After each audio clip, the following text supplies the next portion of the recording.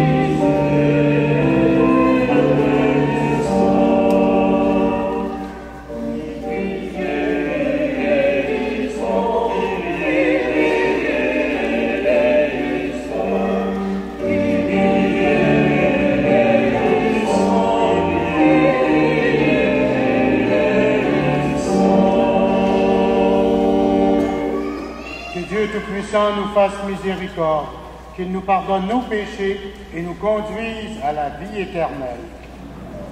Prions le Seigneur.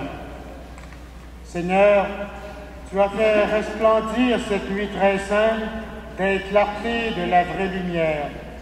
De grâce, accorde-nous qu'illuminés dès ici-bas par la révélation de ce mystère, nous goûtions dans le ciel la plénitude de sa joie, par Jésus-Christ, ton Fils, notre Seigneur et notre Dieu, qui règne avec toi et le Saint-Esprit, maintenant et pour les siècles des siècles.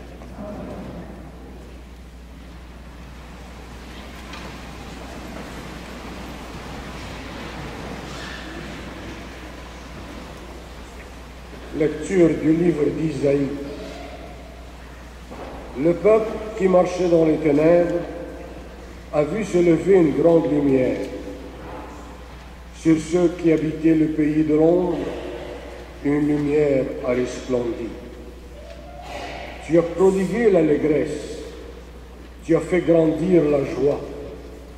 Ils se réjouissent devant toi, comme on se réjouit en faisant la moisson, comme on exulte en partageant les dépouilles des vaincus. Car le joug qui pesait sur eux, le bâton qui meurtrissait leurs épaules, le fouet du chef de corvée, tu les as brisés, comme au jour de la victoire sur Madian. Toutes les chaussures des soldats qui piétinaient bruyamment le sol, tous leurs manteaux couverts de sang, les voilà brûlés, le feu les a dévorés. Oui, un enfant nous est né, un fils nous a été donné. L'insigne du pouvoir est sur son épaule. On proclame son nom. Merveilleux conseiller, Dieu fort, Père à jamais, Prince de la paix. Ainsi, le pouvoir s'étendra, la paix sera sans fin, pour David et pour son royaume. Il sera solidement établi sur le droit et la justice dès maintenant et pour toujours. Voilà ce que fait l'amour invincible du Seigneur de l'univers. Parole du Seigneur.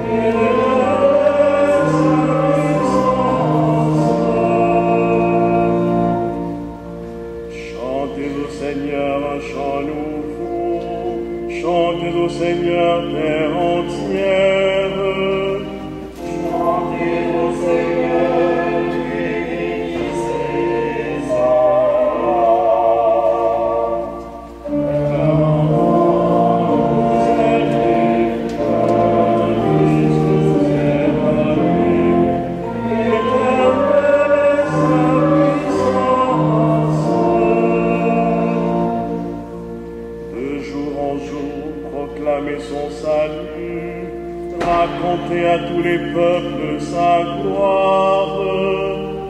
À toutes les nations célèbrent.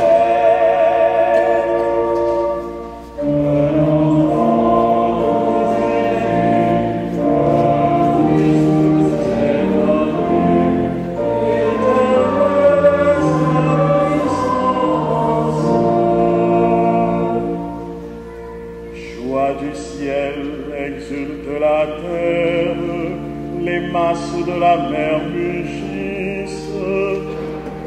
La campagne tout entière est en fête.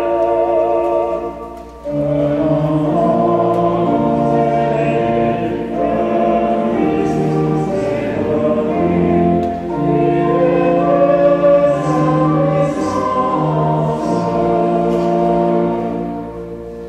Les arbres des forêts dansent de joie devant la face du Seigneur, car il vient. pour gouverner le monde avec justice. Un enfant nous est né, Christ est revenu, il élève sa puissance.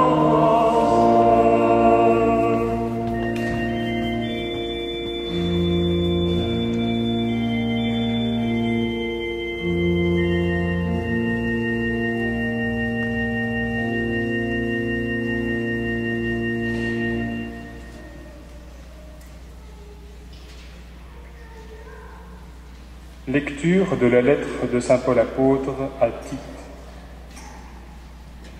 La grâce de Dieu s'est manifestée pour le salut de tous les hommes. C'est elle qui nous apprend à rejeter le péché et les passions d'ici-bas pour vivre dans le monde présent en homme raisonnable, juste et religieux, et pour attendre le bonheur que nous espérons avoir quand se manifestera la gloire de Jésus-Christ, notre grand Dieu et notre Sauveur.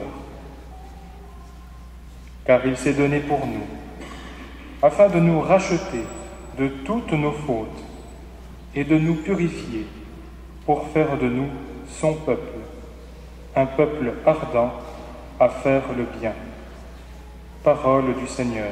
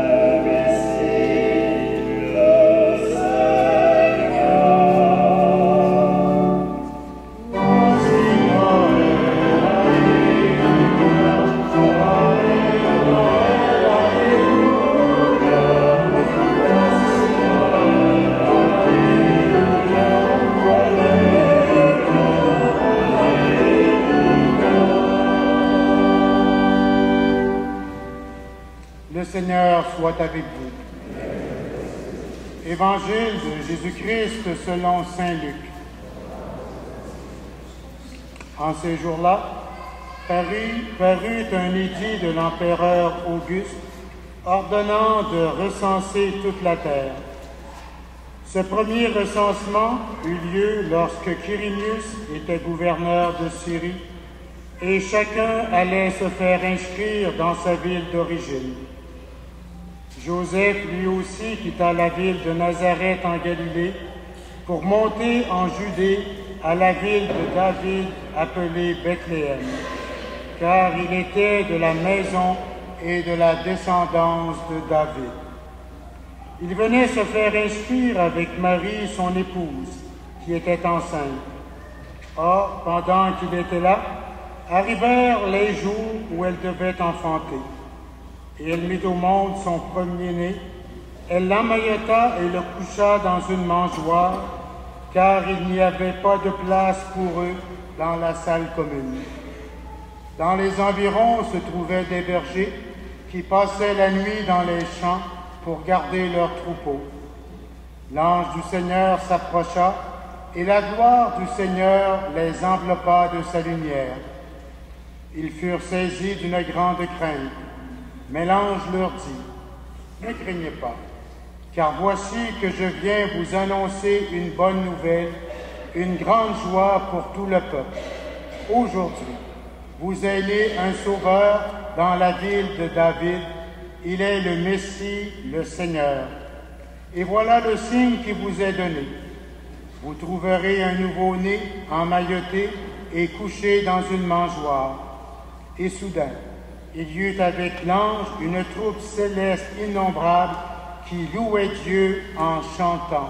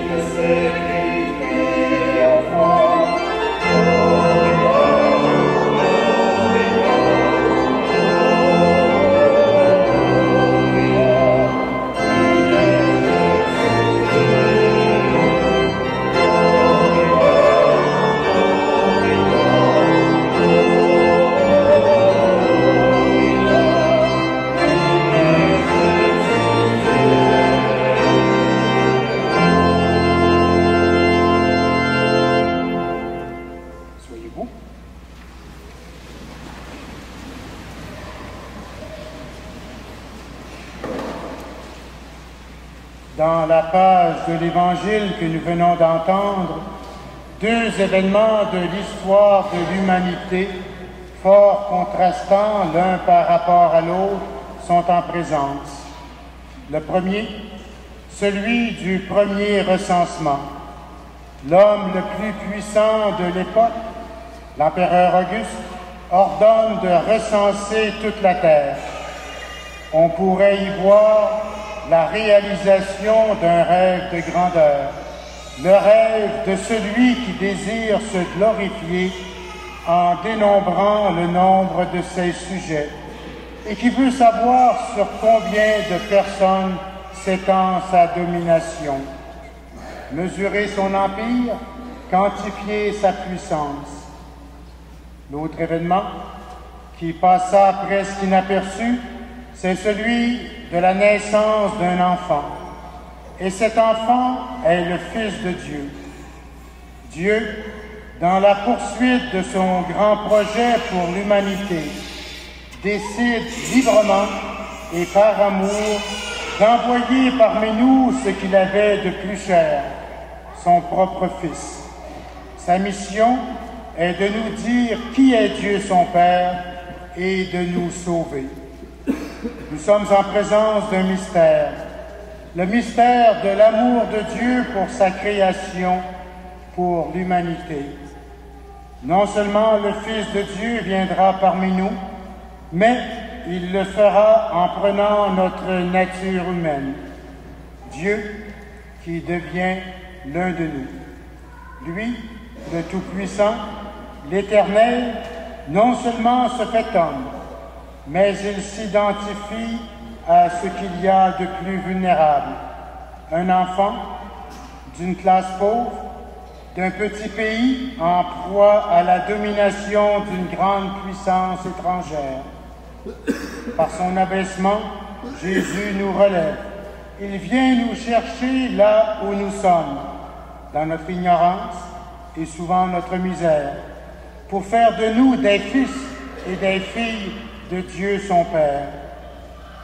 Dieu, dans sa souveraine liberté, fait le choix de l'humanité. En prenant notre nature, il nous rend participants de sa propre nature divine. Grâce à la venue du Fils, au plus profond de notre être, si nous le voulons, s'exprime à travers ce que nous devenons et faisons la vie de Dieu. Dieu nous a créés libres et jusqu'au bout, il respecte cette caractéristique qu'il nous a attribuée. Toujours, il s'adresse à notre liberté pour nous proposer une aventure extraordinaire, celle de l'imiter. Le Dieu d'amour nous invite à aimer tout le monde, sans exception, comme lui-même l'a fait. Soyez parfaits, comme votre Père céleste est parfait. Aventure qui n'aura pas de fin et qui un jour s'appellera, et pour l'éternité, vie bienheureuse auprès de lui. Ce Sauveur dont nous célébrons la naissance en cette nuit ne se présente pas à nous de la manière dont nous reconnaissons habituellement l'expression de la puissance. Jésus, le Fils de Dieu, prend notre condition humaine en se présentant à nous sous les traits d'un être fragile, d'un serviteur, d'un être pour les autres. Cette nuit, nous célébrons la venue de celui qui s'est donné pour nous, comme le dit l'apôtre Paul. Jésus n'a pas été accueilli au moment de sa naissance, car il n'y avait pas de place pour eux, nous dit le texte de l'Évangile. Son premier lieu d'accueil sera une mangeoire pour animaux, pas de place pour le Fils de Dieu. La nuit de la venue du Sauveur, c'est tout d'abord la nuit des pauvres, des marginaux, de tous ceux et de toutes celles pour qui il n'y a jamais de place. 2000 ans plus tard, Jésus, dont nous célébrons ce soir la venue en notre monde, se présente toujours à nous dans la simplicité. Et il faut avoir conscience de notre pauvreté, de ce qui manque à notre épanouissement véritable pour pouvoir reconnaître en lui celui qui peut véritablement nous rendre libres et heureux. Qui peut reconnaître en cette nuit de Noël 2012, en ce moment où nous nous remémorons le premier Noël, qui peut reconnaître celui qui vient vers nous pour être notre Sauveur? Naturellement, le salut est universel. Il est ouvert à tous et à toutes, mais nous savons aussi que ce sont les pauvres, les nécessiteux, qui l'accueillent plus spontanément. Nous savons que pour le reconnaître en profondeur, il nous faut à tout le moins avoir un cœur de pauvre. Celui qui est repu, rempli de lui-même, ne peut sentir, ne peut éprouver le besoin, la nécessité d'un sauveur. À l'époque de Jésus, les premiers qui ont su le reconnaître pour ce qu'il était après Joseph et Marie, furent les bergers, des personnes peu recommandables à cette époque. Ils sont plus ou moins classés comme des gens pauvres qui vivent à la marge de la société et qui très souvent sont des voleurs. Savons-nous reconnaître les pauvretés qui sont là au plus profond de notre être? C'est cela que le Sauveur veut toucher dans chacune de nos vies. Jésus n'a pas été accueilli au moment de sa naissance, car il n'y avait pas de place pour lui. Savons-nous l'accueillir ce soir? Saurons-nous l'accueillir dans les jours qui viennent en nous-mêmes, mais aussi dans celui ou celle qui est misérable?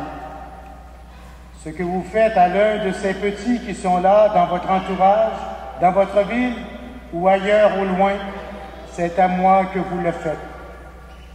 Ce petit enfant a changé la face du monde, le cours de l'histoire. Après 2000 ans, il est toujours aussi présent en nos sociétés, même si beaucoup ne le reconnaissent pas ou le déclarent mort, voire même inutile. Je dirais qu'il est là, non pas avec la puissance d'un empereur, mais toujours comme à Bethléem, présence humble, qui ne fait pas beaucoup de tapage, mais dont la force est extrême si nous savons le reconnaître et nous laisser transformer de l'intérieur et guider par lui. La contemplation du mystère de l'incarnation devrait être pour une large part au cœur de notre vie, ce qui lui donne le sens véritable, ce qui nous procure notre joie de vivre, la force qui ravive toutes les espérances que tous les recommencements sont possibles, la certitude que Dieu a épousé notre cause, qu'il est avec nous et nous soutient dans notre cheminement.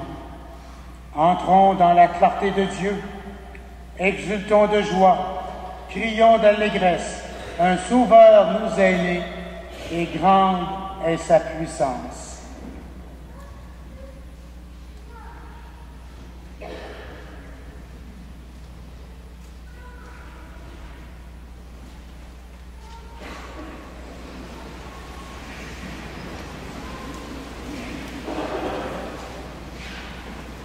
Avec fierté, proclamons notre foi. Je crois en Dieu, le Père Tout-Puissant, Créateur du ciel et de la terre, et en Jésus-Christ, son Fils unique, notre Seigneur, qui a été conçu du Saint-Esprit, est né de la Vierge Marie, a souffert sous Ponce Pilate, a été crucifié, est mort et a été enseveli, est descendu aux enfers, le troisième jour est ressuscité des morts, est monté aux cieux, est assis à la droite de Dieu le Père Tout-Puissant, d'où il viendra juger les vivants et les morts. Je crois en l'Esprit Saint, à la Sainte Église catholique, à la communion des saints, à la rémission des péchés, à la résurrection de la chair, à la vie éternelle. Amen. C'est avec beaucoup de confiance que nous pouvons adresser notre prière à celui qui est le Sauveur, le Messie, le Seigneur, et qui apporte la paix à l'humanité. Il est notre salut, notre lumière. Dans la nuit du monde, tu viens offrir la lumière de ton amour, pour que l'Église en donne témoignage. Seigneur, nous te prions.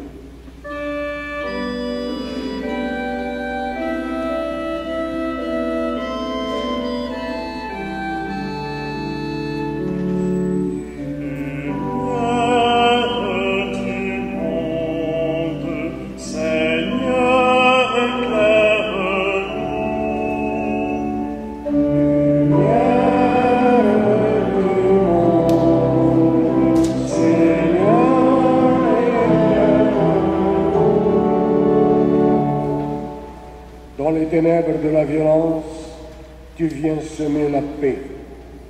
Pour les populations des pays en conflit, Seigneur, nous te prions. Dans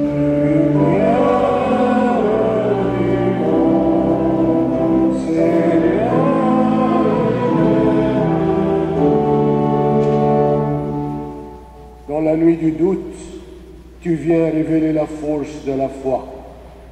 Pour les nouveaux convertis, Seigneur, nous te prions.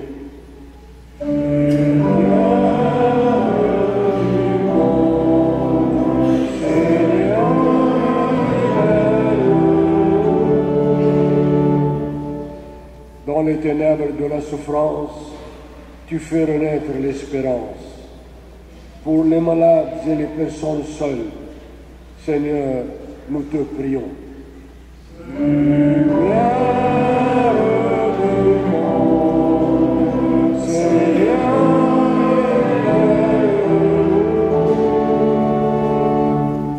Toi, Jésus, l'enfant Dieu, tu accueilles favorablement nos demandes. Nous le croyons, tu es la lumière pour tous les humains. Révèle ta tendresse à tous ceux et celles qui espèrent en toi, car tu es notre Sauveur pour les siècles des siècles. Amen.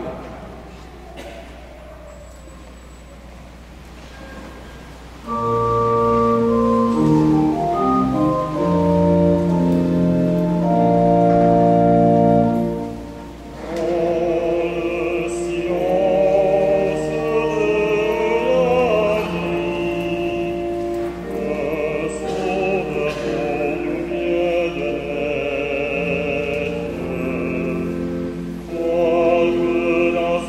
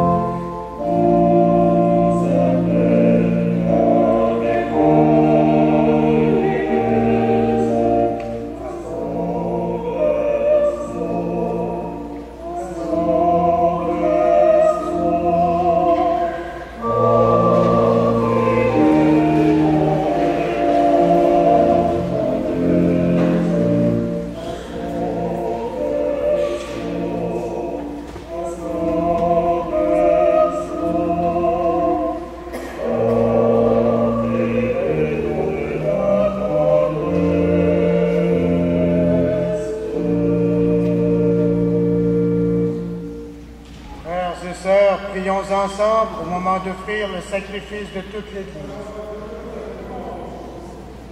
Donne-nous, Seigneur, de célébrer déjà la fête de Noël avec une ferveur d'autant plus grande que tu nous fais voir dans ce mystère pour le commencement de notre salut, par Jésus-Christ, ton Fils, notre Seigneur et notre Dieu, lui qui vit et règne avec toi dans l'unité du Saint-Esprit, maintenant et pour les siècles des siècles.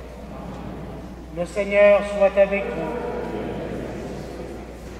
Élevons notre cœur.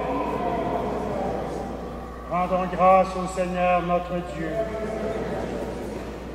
Vraiment, il est juste et bon de te rendre gloire, de t'offrir notre action de grâce toujours et en tout lieu, à toi, Père très saint, Dieu éternel et tout-puissant. Car la révélation de ta gloire s'est éclairée pour nous d'une lumière nouvelle, dans le mystère du Verbe incarné. Maintenant, nous connaissons en lui Dieu qui s'est rendu visible à nos yeux, et nous sommes entraînés par lui à aimer ce qui demeure invisible. C'est pourquoi, avec les anges et tous les saints, nous proclamons ta gloire en chantant d'une seule voix.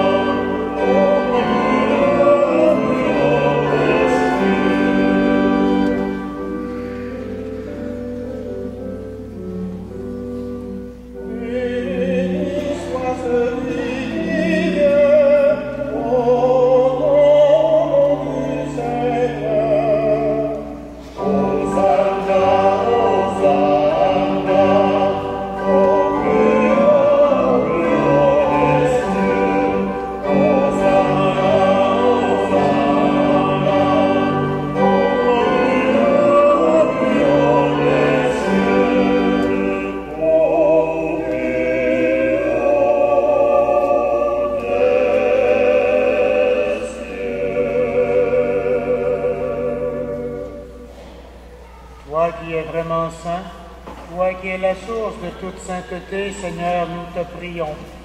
Sanctifie ces offrandes en répandant sur elles ton esprit, qu'elles deviennent pour nous le corps et le sang de Jésus le Christ, notre Seigneur. Au moment d'être livré et d'entrer librement dans sa passion, il prit le pain, il rendit grâce, il le rompit et le donna à ses disciples en disant: Prenez et mangez-en tous, ceci est mon corps livré pour vous.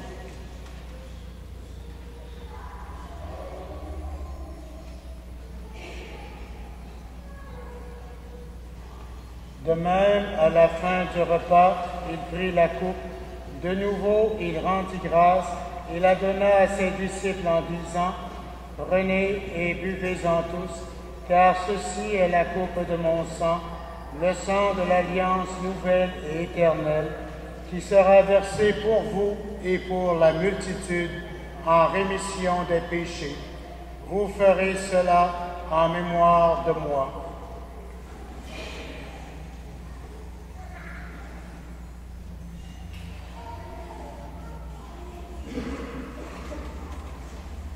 Proclamons le mystère de la foi.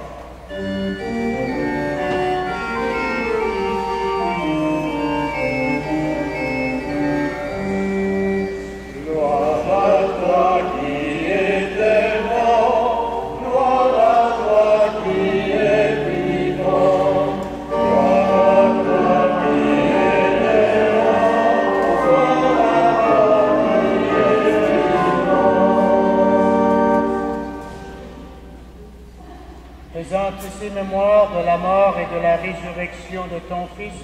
Nous t'offrons, Seigneur, le pain de la vie et la coupe du salut.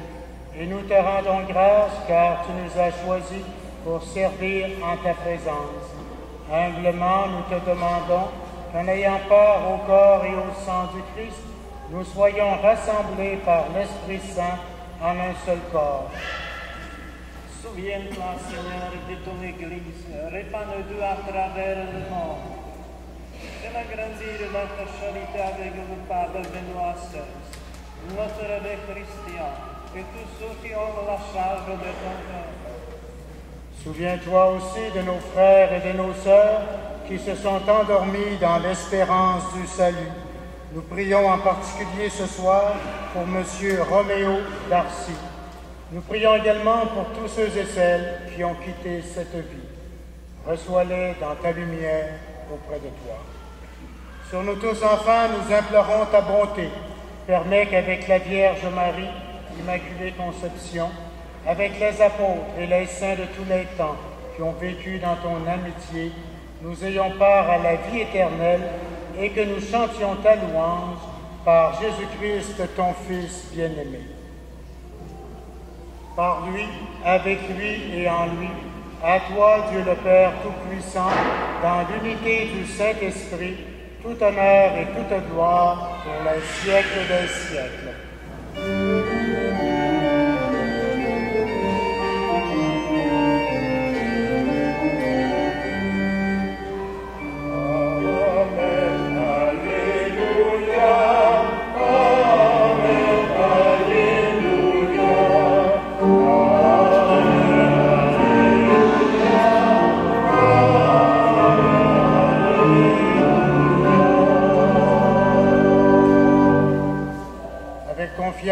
Nous reprenons la plus belle des prières, celle que Jésus nous a enseignée et dans laquelle il nous permet d'appeler Dieu Papa. Notre Père qui es aux cieux, que ton nom soit sanctifié, que ton règne vienne, que ta volonté soit faite sur la terre comme au ciel. Donne-nous aujourd'hui notre pain de ce jour. Pardonne-nous nos offenses comme nous pardonnons aussi à ceux qui nous ont offensés, et ne nous soumets pas à la tentation, mais délivre-nous du mal. Délivre-nous de tout mal, Seigneur, et donne la paix à notre temps. Par ta miséricorde, libère-nous du péché, rassure-nous devant les épreuves, en cette vie où nous espérons le bonheur que tu promets et l'avènement de Jésus-Christ, notre Sauveur.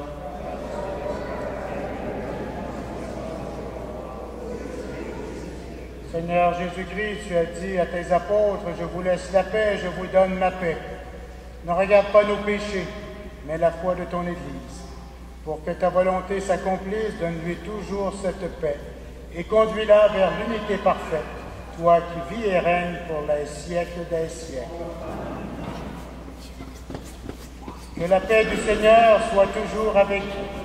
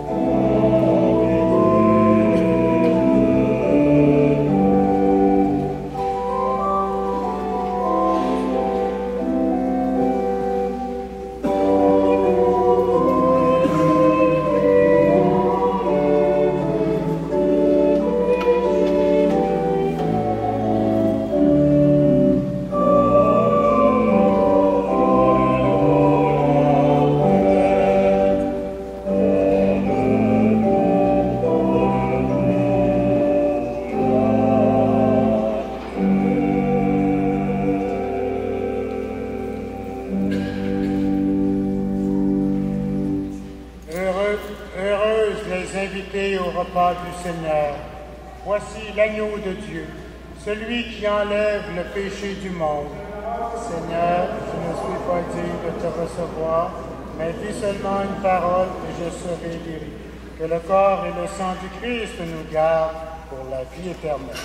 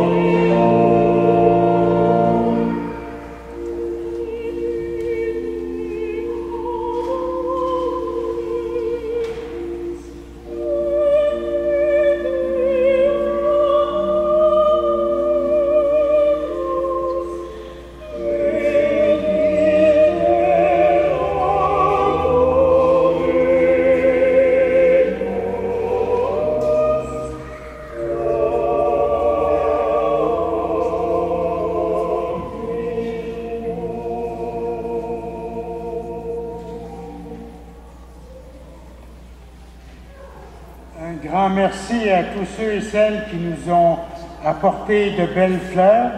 Je voudrais remercier au terme de cette célébration les membres du Quatuor vocal, Louise Gagnon, Aurélie Laroche, Julien Bouchard, Jean Beaulieu, sous la direction de notre organiste Réal Gauthier, et sans oublier notre animateur de chant, M. Yannick Ngueza.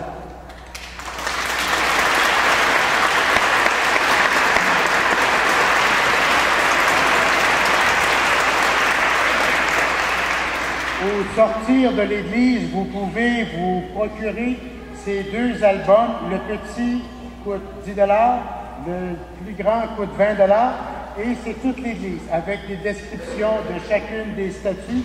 Et si on a fait cet album-là, c'est un bénévole qui l'a fait, M. Gaétan Soriol, et c'est pour nous aider à trouver des fonds pour réparer la toiture de l'église. Vous savez que le gouvernement du Québec, à travers la Fondation du patrimoine religieux, paie 70% des coûts, et la toiture, c'est énorme, c'est 1 million. Ça veut dire qu'il nous donne 700 000 $, et c'est appréciable. Mais il faut trouver le 300 000 qui manque. Alors c'est pour ça que notamment on a fait cet album-là. Vous pouvez vous le procurer à la sortie de l'église. Prions le Seigneur.